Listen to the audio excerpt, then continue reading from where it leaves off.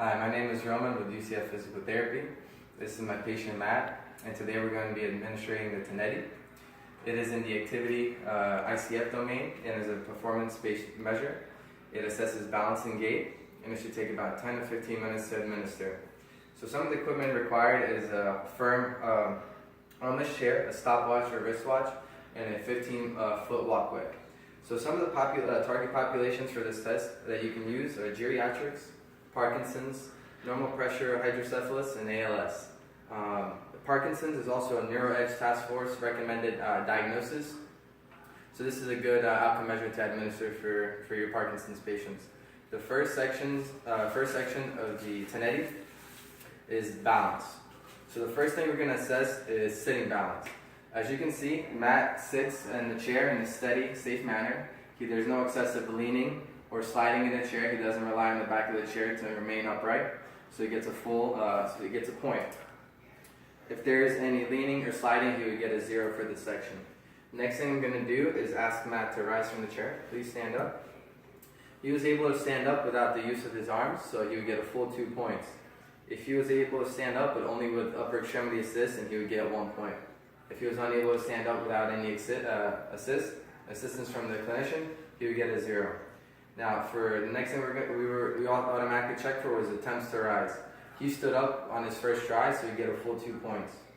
If he required more than one attempt, he'd get a single point. If he was unable to rise from the chair without the clinician's help, he would get a 0.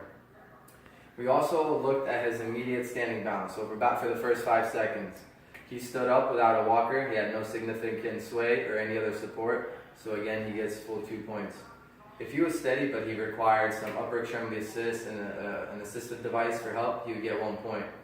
If he stood up and he was unsteady, he had to move his feet, he was staggering, there's significant trunk sway, he would get 0.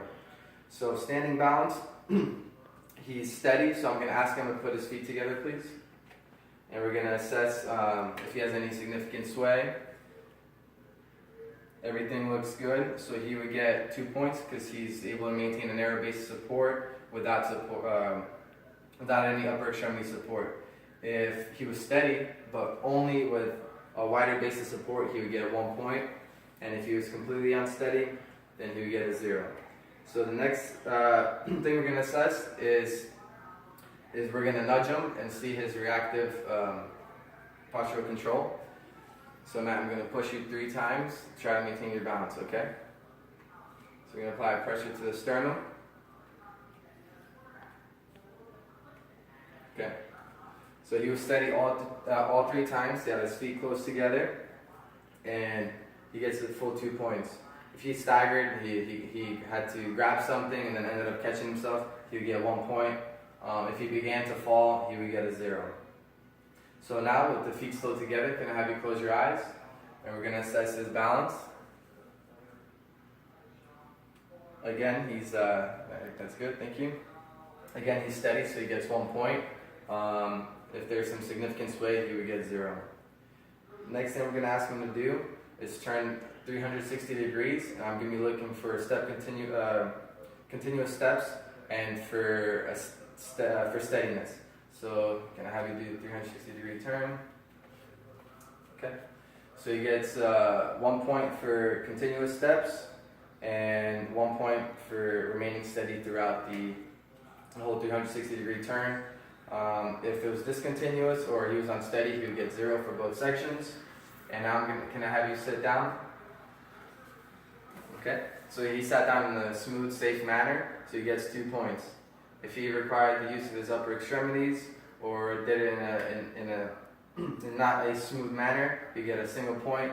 And if he was completely unsafe and you judge the distance, he fell into the chair, he would get 0. So Matt got a full score of 16 out of 16 on the balance portion of the tinetti. And now we're going to move on to the gait section. So for the gait section, you ask the patient to walk 15 feet at their usual comfortable pace. And then I'm going to have Matt turn around and walk at a rapid but safe pace. Now what I'm going to assess is his initiation and gait, his step length and height, foot clearance, step symmetry, step continuity, path, trunk, his trunk, and walking time. So may I have you stand up, Matt? And may I have you walk to the 15-foot line, turn around, and then walk at a fast but safe pace. Okay, so walk at your just normal pace right now. Go ahead. And quick but safe. Okay, you can grab a seat. So Matt was able to initiate gait without any hesitancy, so he would get a full point on that. If there's any hesitancy or multiple attempts on his point, then he would get 0. So his step length and step height were perfect. He was stepping through with both of his lower extremities, so he gets 2 points. His foot clearance, both of his feet clear the floor, so that's another 2 points for that section.